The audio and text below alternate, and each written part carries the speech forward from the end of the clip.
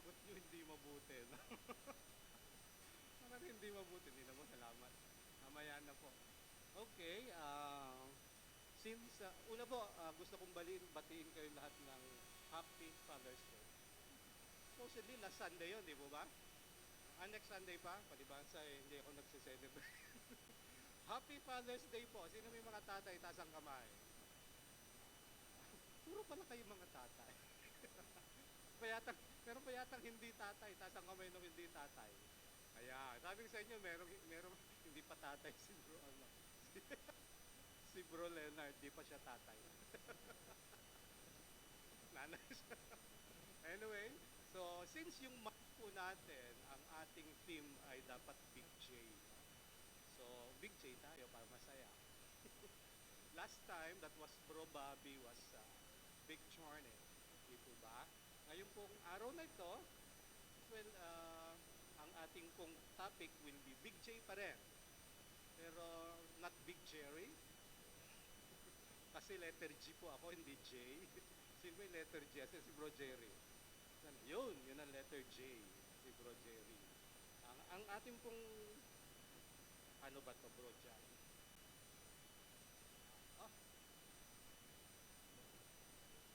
Okay, so, tingnan mo muna natin itong mga text natin. Suggestion ko, let's read this. Kasi dalawang verses po ito. Let's read these verses lang sabay-sabay po tayo. So una po yung Romans 5:1, sabi po, therefore, being justified by faith, we have peace with God through our Lord Jesus Christ. The second would be Romans 4:5. It says, to him that worketh not, but believeth on him that justifieth the ungodly, his faith is counted to him for righteousness. Tayo pong lahat ay yumuko at manalangin, mga kapatid. Let us pray. Dakilang Diyos, napakaraming salamat ang nais namin ihatid sa iyo sa hapon at sa gabing ito, Panginoon. Salamat sa buhay na iyong pinagkaloob sa amin. Salamat na ginising mo kami kaninang umaga, Panginoon. At salamat binigyan mo kami ng kalakasan upang magawa yung ninais mong gawin namin sa buong maghapon, O Diyos. Dakilang Ama, kami po'y lumalapit sa trono ng iyong kahabagan at humihingi ng paglilinis mula sa dugo ng iyong anak at aming Panginoong Jesucristo upang kami maging karapat-dapat na lumapit sa iyo, Panginoon, isang Diyos na banal, samantalang kami pawang mga makasalanan. Dakilang Panginoon, salamat po sapagkat sa gabing ito ay pag-aaralan namin at malalaman namin, Panginoon, at matututunan namin ang dakilang bagay na ginawa mo sa buhay namin, Panginoon. Salamat sa iyong anak, salamat sa dakilang Santong Espiritu, at salamat higit sa lahat sa iyo, dakilang Diyos, sapagkat ikaw ang nagplano, ikaw ang gumawa, at ikaw ang nagsasakatuparan ng lahat ng mga bagay na nasa iyong puso para sa amin.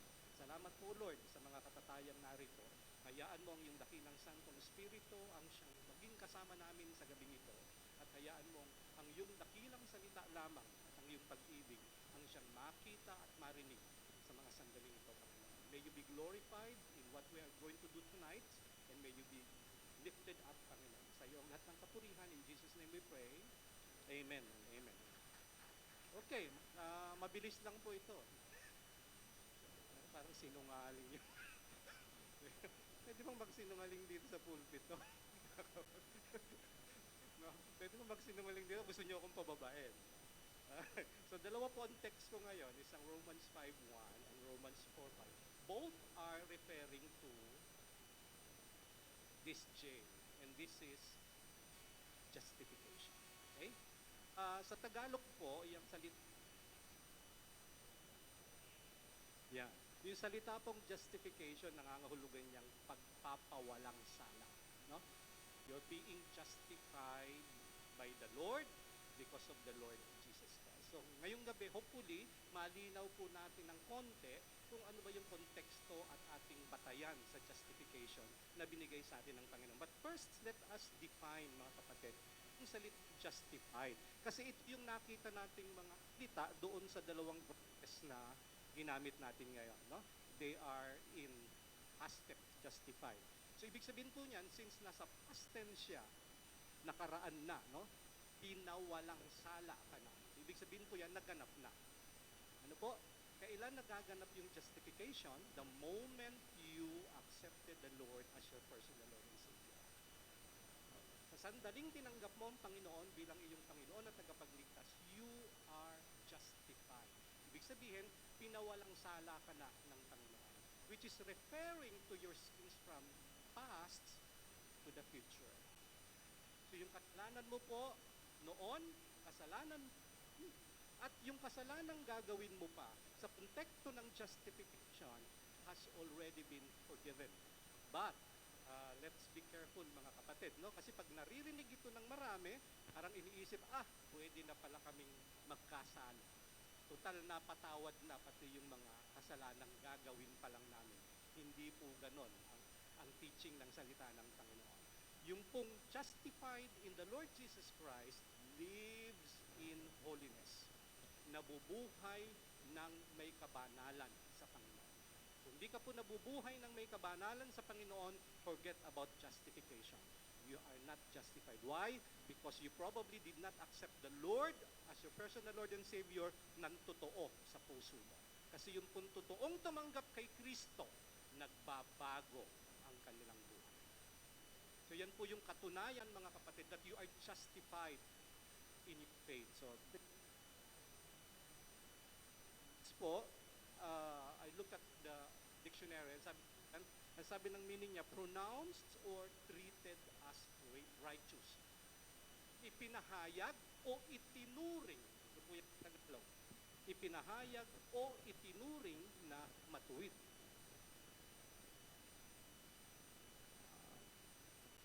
Sino po matuwid?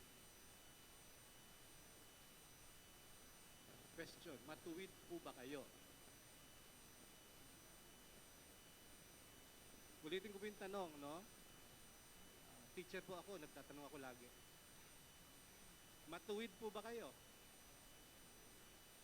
Sa pagtingin natin dito sa ating pananampalataya sa Panginoon, if we believe in the Lord Jesus Christ as your personal Lord and Savior, truly in your heart, you are justified. Kayo ay matuwid. Pero matuwid lamang tayo sa paningin ng Panginoon. Hindi talaga tayo matuwid. Naunawaan po niyo sinasabi ko? Ganito po yan. Idiniklara kang matuwid, pero hindi ka matuwid. Ganito po sistema niyan. Humarap ka sa korte kasi kinasuhan ka ni Brother Juanito. Kinasuhan ka ni Brother Juanito, tinanong ka ng judge, how do you plead? Ang sagot mo, guilty po. Ito sabi ng judge. Kinuha niya yung kanyang gavel, yung pinampupukpok. Kinuha niya yung kanyang martilyo. Kinuha niya yung kanyang gavel at hinampas niya dun sa kanyang table. Sabi niya, not guilty. You are declared not guilty. Ipinahayag, itinuring na matuwid. Pero hindi matuwid. Bakit po ganon? Kasi until now, mga kapatid, tayo po ay nagkakasala. Amen? Taas po ang kamay nung hindi nagkasala simula kaninang umaga. Ako lang, hindi po totoo. hindi po totoo yan. Huwag sinabi kong hindi ako nagkasala kaninang umaga, nagsisinungaling ako sa inyo. Because everything, every now and then, kahit mag-isa ka lang, nagtuturo ako ng Asian civilization dati, ngayon hindi na eh. Nagtuturo ako ng Asian civilization. One of the teachings sa Asian civilization is yung Asian philosophy and Asian religion. At sa relihiyong Asyano, lalo na yung Hinduism at Buddhism, meron yung mga tinatawag na ermitanyo. Understand ermitanyo? Yung mga pumupunta sa mga kabundukan, lumalayo sa mga tao para sila ay hindi daw magkasala. Hindi po totoo yun. Kahit mag-isa ka lang po, nagkakasala ka. Amen? Kahit mag-isa ka lang, nagkakasala ka. Because yung pagkakasala, nagsisimula dito, mga kapatid.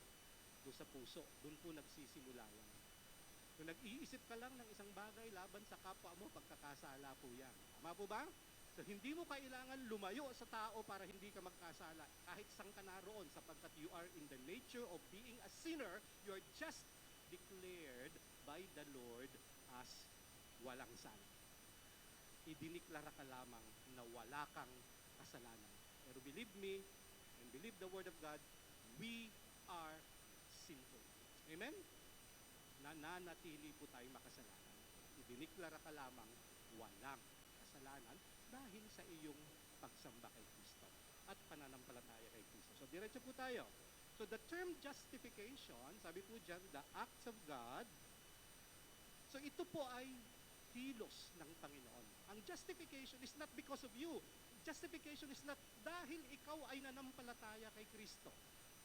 Hindi po yun. Ikaw ay justified dahil sa isang bagay lamang, mga kapatid. Ano po yun? Yung banal na buhay ni Kristo at yung buong pagsunod ni Kristo sa Diyos Ama. That's the basis of your justification. Not because you believe, not because you have faith, but because Jesus Christ lived a sinless life, buhay na walang kasalanan, at buhay na buong pagsunod sa Panginoon. Yun, doon nakapatong yung justification natin, mga kapatid. If Jesus Christ did not live a sinful life o sinless life, kung di siya nabuhay ng buhay na walang kasalanan, kung di siya nabuhay ng sumusunod sa Panginoon, you don't have justification. So doon po nakapatong yung deklarasyon sa atin na tayo ay mga walang kasalanan. So, an act of God, Diyos po ang nagdeklara, hindi ikaw. It is God's act, not only forgiving the believer's sins, but imputing. So, hindi ka lang pinatawad, ipinataw sa iyo, o itinakip sa iyo, o ipinatong sa iyo, yung katwiran ni Kristo. Why? God requires holiness, mga kapatid. Gusto mo pumasok sa langit, kailangan mo maging banal. Ang tanong, kaya nyo bang maging banal o kaya ba nating maging banal sa ganang ating lamang? Kaya po ba natin maging banal sa ganang ating lamang? Hindi natin kaya. So we needed somebody na maging banal para sa atin. At sino yung qualified? Nobody is qualified in this world except Jesus Christ, who lived a sinless life, who lived in full obedience to the Lord. Kaya siya tinuring na matuwid, mga kapatid. At yung katwiran na yon, inilagay sa iyo ng Diyos dahil sa pananampalataya mo kay Kristo. So pag tinitingnan ka ng Panginoon, dahil may Kristo ka sa puso mo, ang tingin sa iyong Panginoon, hindi ikaw yung makasalanan. Opo, ganito ko tinitingnan yan. When God looks at me because I'm a sinful man, He doesn't see me. He sees His Son. Ang nakikita niya, yung kanyang anak sa iyo. Parang yan ka, Brother Romel, pag tinitingnan ng banal na Diyos, ang nakikita ng banal na Diyos, ang kasalanan ni Romel. Pero, dahil nasa kasi sa kanya si Kristo, ang nakikita ngayon ng Panginoon ay yung katwiran ni Kristo na tumatakip sa kasalanan ni Brother Romel. So that's how God justified us, mga kapatid. Ganun niya tayo itinuring na matuwid. So tatandaan po natin, hindi tayo banal. Itinuring tayo banal. Kaya yung tatandaan po natin, yung justification, tapos na po yan. Completed na yan. Yung sanctification is a process. Kasi ano po yan? Regeneration, justification, sanctification, glorification. Habang nabubuhay kayo bilang mga mananampalataya, you're being sanctified, pinapaging banal. Kaya po habang tumatanda tayo sa pananampalataya, dapat nakikita yung kabanalan sa ating pamumuhay. If we keep on going back to our former life, that's not holiness. We're grieving the Holy Spirit. Because one of the best evidences of being converted into Christ is that your life changes. Nagbabago ang buhay na faith. Not because we want it, but because of the power of the Holy Spirit being indwelled upon you. Dahil sa Kanya. Natandaan mo natin, you cannot even accept the Lord as your personal Lord and Savior unless He makes you alive. Sabi po sa Efeso, you are dead in trespasses and sins. At sinabi ko na nung nakaraan pa, kung pumunta kayo kahit kailan o recently sa patay, kahit kalabitin nyo yung patay, kahit kausapin nyo yung patay, hindi sasagot yan. Pag mayroon pong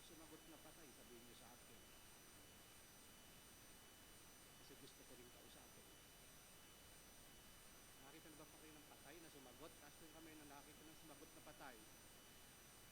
Ako pa lang ulit. Wala pa, di ba? Kasi walang kakayanan yung patay na sumagot at tumugon. So para makatugon, ano gagawin? Bubuhayin mo na. Ang tanong, kaya bang buhayin ng patay ang sarili niya? Hindi. So dapat may bumuhay sa kanya. Tama po ba? At yun yung Panginoon. You were made alive because of Jesus Christ. Pag nabuhay ka na, tawag doon, regeneration, yung tawag nyo, the born again experience. Tsaka ka lang sasampalataya. Kasi wala kang patay na makikitang sumampalataya. That's why yun po ang analogy sa Bible, no? Lagi tayo itinuring na patay bago tayo makikilala kay Kristo. Pero hindi ka makakakilala kasi patay ka nga. So anong gagawin sa'yo? Bubuhayin ka muna. That's a logical step and process, mga kapatid. Bubuhayin ka muna ni Kristo, ng banal na Spirito. Lalagyan ka ng pananampalataya so that when you hear the Word of God, Romans 10:17, you will believe in the good news of salvation. But on your own, you can't believe God. So ano ibig sabihin po nito? Acts of God. Kanya lahat. You have not done anything at all para ma-deserve mo yan. It is all His. Kanya lahat yan, bagay na yan. So, imputing to Him the righteousness of Christ. Yung katwiran ni Kristo, ipinataw sa'yo ng Panginoon. Ibinilang kang matuwid ng Panginoon. Parang ganito po yan. You are declared not guilty at all. Supposedly, we are declared guilty and deserve hell. Amen? Because you are declared not guilty, you don't deserve hell anymore. You deserve life with the Lord. Amen? Lapit nang dumating ang Panginoon. Bukas din. Ako po, lagi ako nagbibiro, pero seryoso din naman ako. Pag ang kausap ko mga tatay, lagi ko sinasabi, hindi na kayo bumabata. No? Huwag niyo akong tingnan. Sama ng ugali ninyo. Yung mga maman to, tinitingnan ako. Yung mga matatandang gabi. Yung mga may edad na, lagi sinasabi, ang deadline natin, fix yan mga kapatid. Fixed yan. So habang araw-araw nabubuhay tayo, lumalapit tayo sa deadline. Hindi lumalayo deadline, hindi tayo nakikipagkabulan sa deadline natin. Lumalapit tayo sa deadline, hindi yan lalayo. In other words, kumukonti yung panahon. Nasasabihin ng Diyos, oops, expired ka na. Sorry. Tapos, deadline, parang gamot. Tapos na yung panahon mo. So, ano dapat ginagawa ng mga tatay? Mabuhay para sa Panginoon. You look at the world now, mga kapatid, and always looking at what's happening around the world. It's not only that ang mga bulkan ay sumasabog na kung saan-saan. Forma na, ang AI nandito na, artificial intelligence. Nagpatayo na ng isang malaking artificial intelligence center si Elon Musk sa US. Walang lisensya kasi kaibigan niya si Trump. 6 na bansa may gera, Pakistan and India, Israel and Palestine, Russia and Ukraine.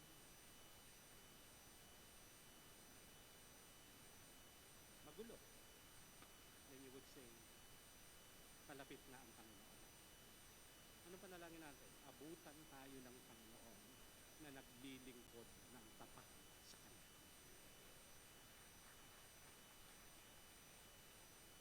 Hindi ko alam kung ilan sa inyo na nanalangin, Lord, bumalik ka na po. Ako hindi ako nagbibiro, nagpipray ako ng gano'n. Lord, bumalik ka na. Why? Because life will become much difficult in the future. At mahirap kung tayuan yan. Aminin po natin. No? But meron tayong Kristo who will strengthen us because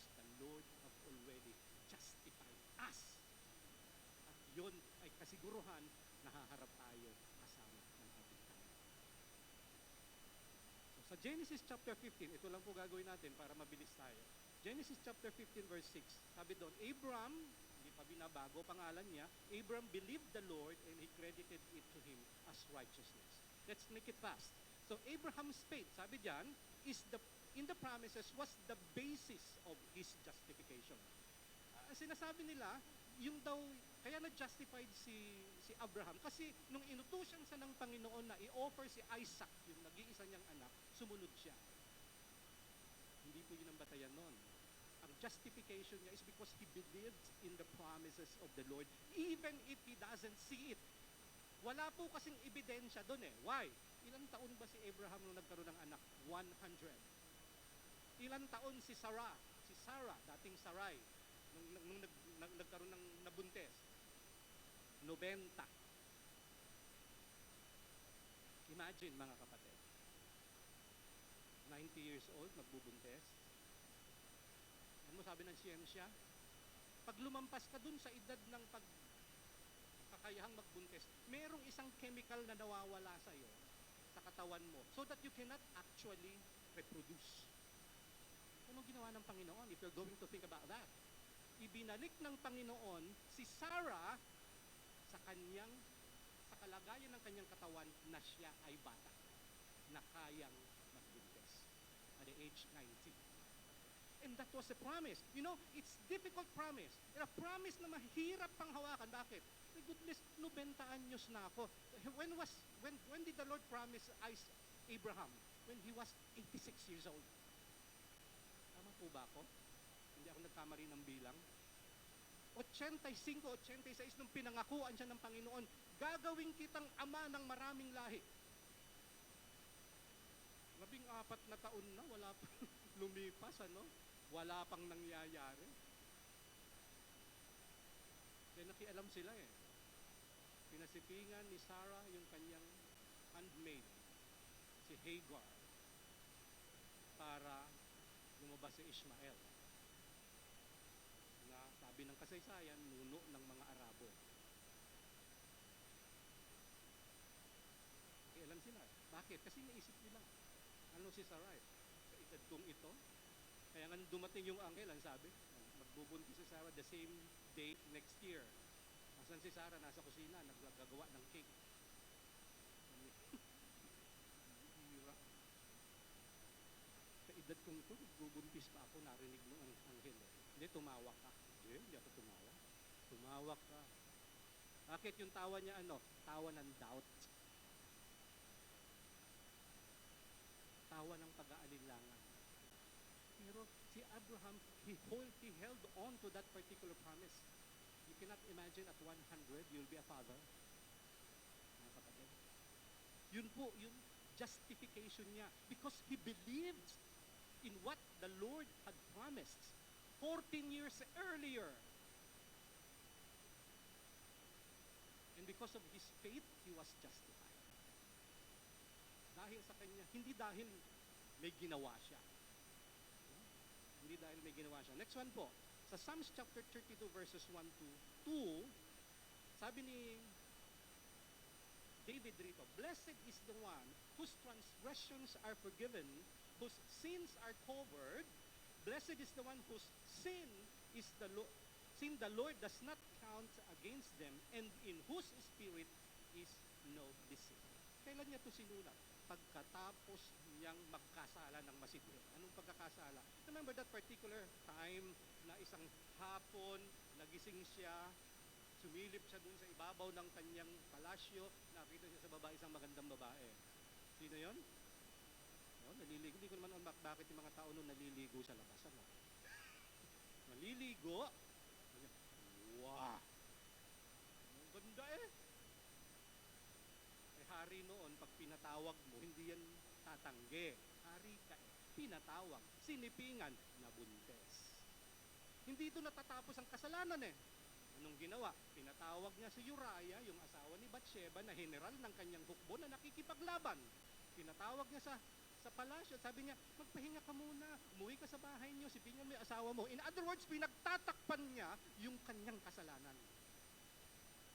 Alam mo, righteous pa yung mama si Uriah. Kasi hindi siya umuwi. Nagtayo siya ng tent doon sa harap ng palasyo ni David. Nung nagising si David, kinabukasan, bakit diyan ka natulog? Sabi niya, hindi ko hahayaan na ako'y natutulog sa aking tahanan samantalang ang aking mga tauhan na roon nakikipaglaban. Ano gusto ni David mangyari? Pagtakpan, sipingan ni Uriah yung asawa niya para pag na-realize na buntis, sasabihin kay Uriah yung anak. Walang nangyari. Yung ginawa ni David, iniutos kay Joab na si Uriah ay ilagay kung saan mahigpit ang labanan, kung saan maraming mga mamamana. Para, in other words, that's murder.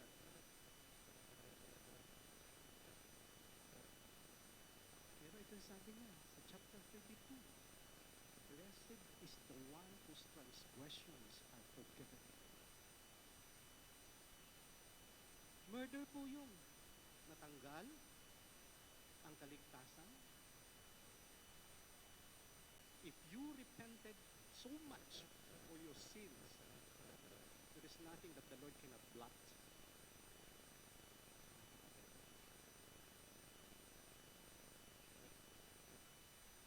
This is doctrinally significant. Kasi question yan sa mga isip natin. But this guy was a murderer. And he was intentional. His murder is deliberate. Sa batas, pag tinawag mong murder, ibig sabihin niyang pinagplanuhan mo. Namamatay tao ang mama. Tanong, ligtas ba to? Ligtas ba to, mga kapatid? Okay na sumagot, ha? Guilty. Sabi ng Panginoon, pak!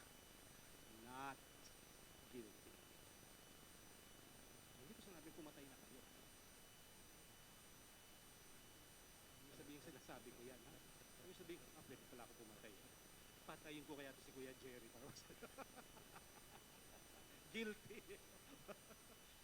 Alright. So King David's life offers another powerful example of justification. Look, sabi niya, napakasamang mama ng lalaking ito eh. Pero ang tawag sa kanya ng banal na kasulatan, a man after God's heart. Can you imagine? Look at the essence of justification that the Lord had provided for David. Ang tindi, mga kapatid. Mamamatay tao ka, babaero ka, you covet some other person's wife, that's violation of commandment number 10. Do not covet your neighbor's wife. Do not covet your neighbor's property. Kasama po yung dalawa na yun sa number 10 eh. Yun ang ginawa niya. That's gross violation of number 10. Sampung utos ng Panginoon, pang-sampo. Ang mamang ito, ang ganda ng kanya. Blessed is the man whose transgressions are forgiven. Tinatawad ng Panginoon. Alam ko po mahirap intindihin kung paano ginagawa ng Panginoon. But who can understand the Lord anyway? The only thing I can do, mga kapatid, is believe in our Lord and trust Him. And I think that would be a very nice sense. So despite his moral failings, including adultery and murder, David was justified through his heartfelt repentance. Pinagsisihan kasi ng todo ni David yung kanyang kasalanan. Kaya pag pupunta kayo sa New Testament, anong sinisigaw ni John the Baptist? Repent and be baptized. Because if you only believe, sabi natin nung nakaraan, even the devil believes and trembling. Naniniwala din ng diablo, nanginginig pa. Pero wala siyang repentance. Amen? So karugtong yung repentance, kapatid. Ganyan din ang kapahayagan ni Pedro. Pag binabasa niyo yung mga Acts, no? Repent and be saved. Because kung hindi mo pagsisisihan yung kasalanan mo, katumbas niyan ay kawalang pananampalataya kay Kristo. So you have to do away with your sins so that you can be declared as righteous by the Lord. So let's proceed po. Genesis 6:9, si Noah, I think everybody knows Noah, was a righteous man. At tandaan po ninyo, ang nagdeklara kung sinong righteous siya, na siya ay righteous, hindi tao, ang Panginoon. So walang sino man sa atin ang pwedeng tumutol sa Panginoon. Amen? Pag sinabi, parang si Job yan eh. Sabi niya kay Satanas, kay devil, na-consider mo na ba si Job isang matuwid na tao? Diyos na ang nagsasabing matuwid na tao si Job. Ganon din ang sinabi ng Panginoon kay Noah. Noah is a righteous man. Isa siyang matuwid na tao. Sino yung nagsasalita? Ang Diyos. In other words, matuwid siya. Amen? Kasi pag hindi ka po sumang-ayon doon, tinututulan mo yung sinabi ng Diyos. Matuwid siya. Blameless during his times, Noah communed with God. Sabi sa Genesis 6:9. So Noah's life po shows that God's justification often accompanies commitment to living according to His will, even in the world that turns away from righteousness. Yung buhay at panahon ni Noah, walang pinag-iba sa ngayon yan, mga kapatid. At yan ang sinasabi ng banal na kasulatan. When the Lord comes, people will marry, people will do what the people during Noah's time were doing. At pag titingnan mo panahon natin, mga kapatid, we are doing, not we, the world is doing what the people during Noah's time were doing.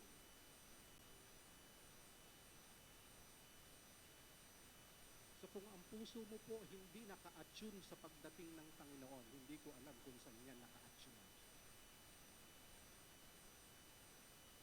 This should be our concern already, mga kapatid. Because para sa akin, it will not be anymore long. Ako, hindi na ako nag-iisip more than 100 years. Less than that, I assume. Walang sinabi sa banal na kasulatan kung kailan, tama? Pero nagpakita at sinabi kung ano yung mga palatandaang dapat nating inaabangan. And I think if you're looking at things around and condition around the world, alam nyo na nandyan na yung mga palatandaan. So ang tanong natin, what are you doing with your faith? Papatumpik-tumpik pa ba tayo? Papadelay pa ba natin? I know a lot of you are doing a lot of things. Kanina talalangin ko, Lord, abutan mo po sana kami na gumagawa at kumikilos para sa iyo. Hindi tayo abutan ng Panginoon na wala tayong ginagawa. We're so relaxed that we forget na darating na pala Panginoon. Sabi naman na nakasulatan, ang pagdating ng Panginoon ay katulad ng isang magnanakaw.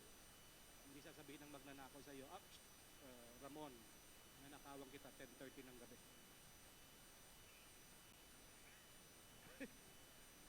Meron ba kinakita magnanakaw, sinabi sa inyo, piniem pa kayo. Bro, punta ka sa bahay niyo, mga 10:30, nanakawang kita.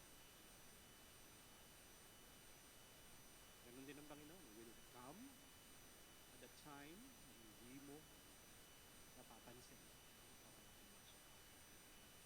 So, paalaala lang po ito, mga kapatid. Sa Romans 3:23-24, sabi, for all have sinned and come short of the glory of God, being justified freely, libre by His grace, through the redemption that is in Christ Jesus.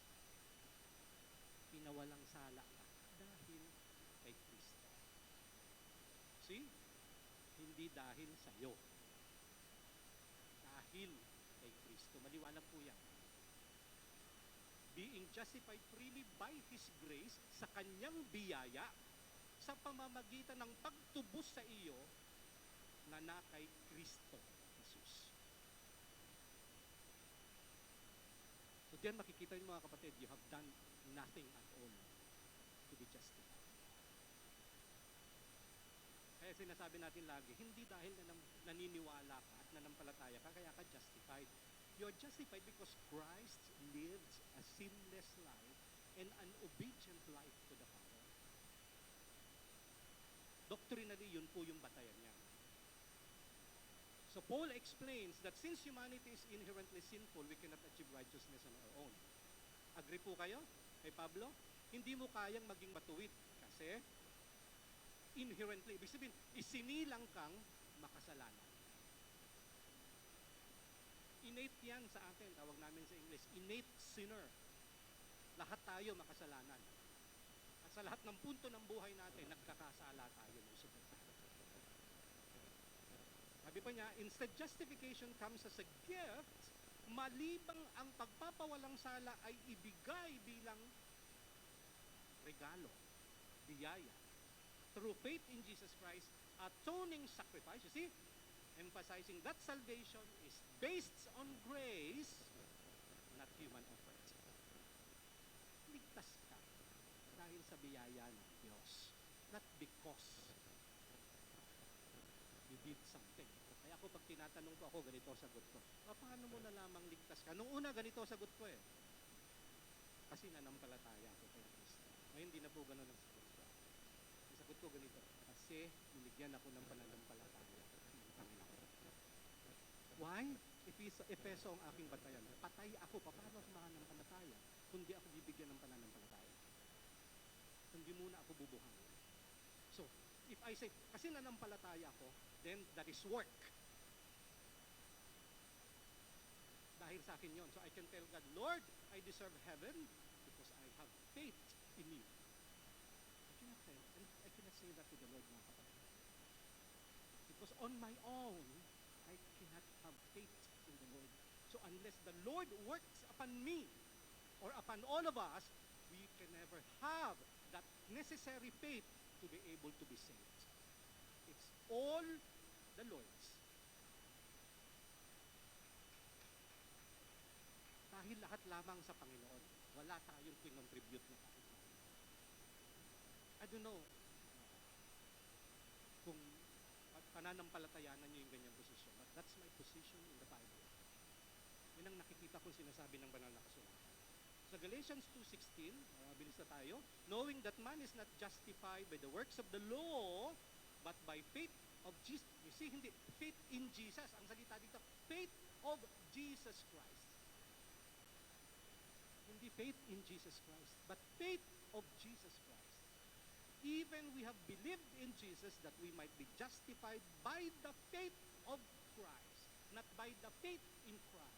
By the faith of Christ, and not by the works of the law, for by the works of the law shall no flesh be justified.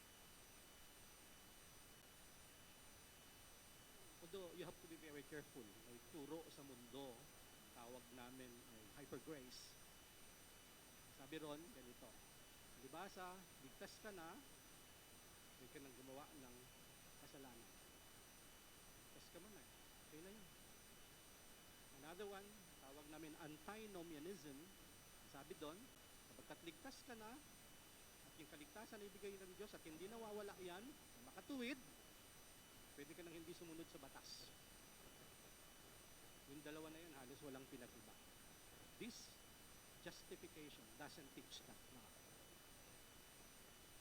Anybody who is justified by faith in Jesus Christ, through the works of Jesus Christ, ang buhay niya nagbabago. Ang hindi nagpabagong buhay ay hindi ebidensya ng pagkilala sa Panginoon. Sabi ni Paul, makes it clear that no one can be justified by observing the law, but only through faith. Sabi kasi nila, malaya ka na. Hindi nangangulugang malaya ka na, hindi sumunod sa batas. Yung anak ko, makulong. Sabi niya sa akin, ano yan? Daddy, wala na akong kalayaan dito. Ang sagot ko sa kanya ganito, wala talaga tayong kalayaan. Wala tayong kalayaang magkasala. Being saved is not a license to sin. Hindi po yung lisensya para magkasala dahil ligtas ka. Dahil ligtas ka, kailangan mong sumunod kay Kristo. Ano sabi ng Panginoon? Follow me. Those who want to follow me, you have to take up the cross daily. Ano ibig sabihin ng take up your cross daily? Ibig sabihin po nun, kalimutan mo yung self-desire mo at ang isipin mo yung kalooban ng Panginoon. Ano ibig sabihin nun? Take up your cross daily, araw-araw. Ibig sabihin, wag kang mag-rely on yung desires mo, yung gusto mo, kundi yung kagustuhan at layunin ng Panginoon sa buhay mo. That is denying oneself, mga kapatid. Tawag dyan, deny yourself. That's how you deny yourself. Don't think about the world. Don't think about what's material. Think about eternal.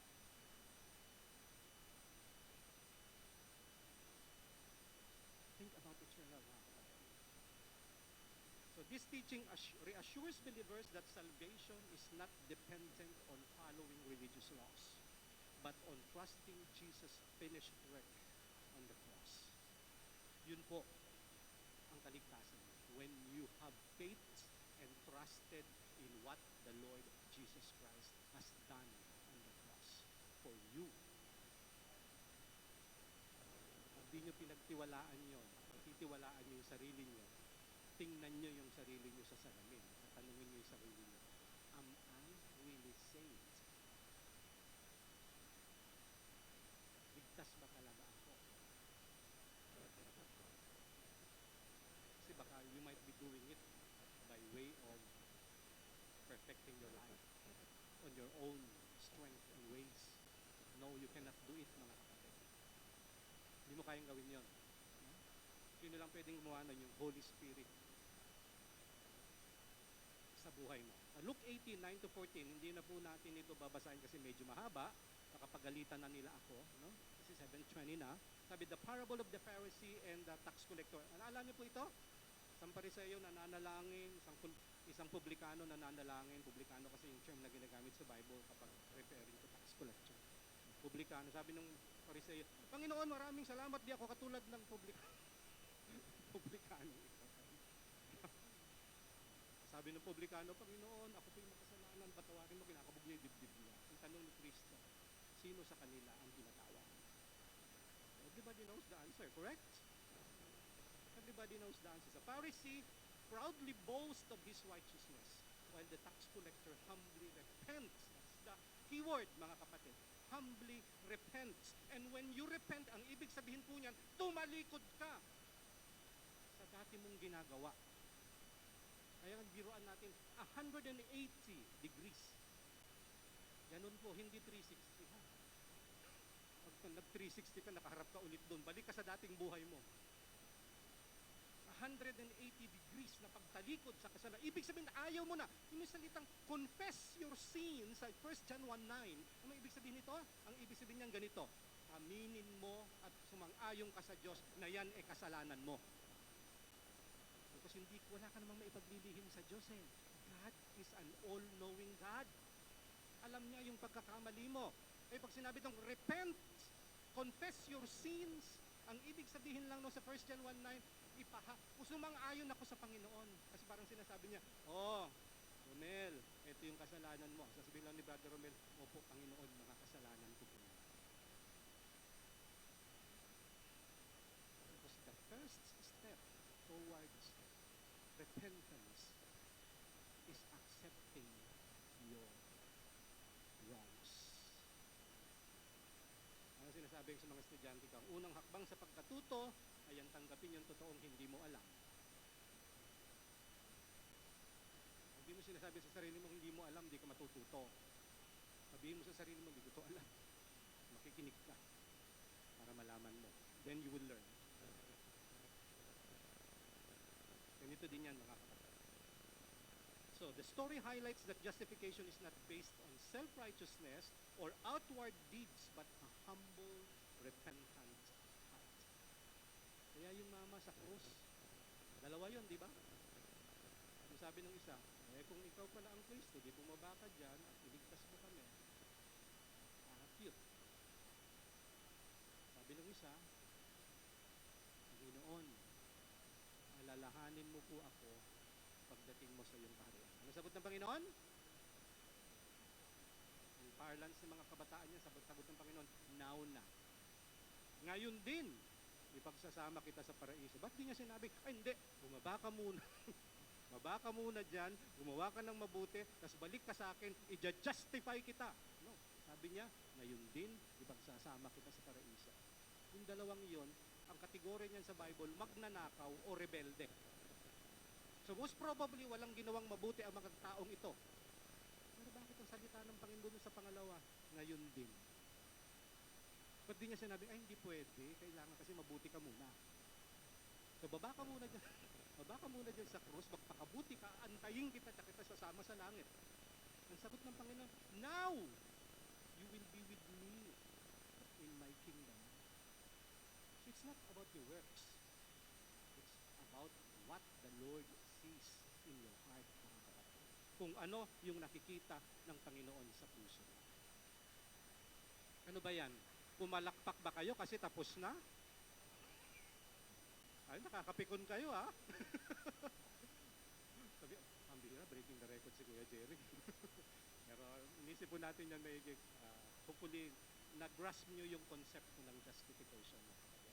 Now, if you really believe in the Lord as your personal Lord and Savior, and if your life is actually changing not because of your effort, but because of the working of the Holy Spirit, you are justified before the Lord.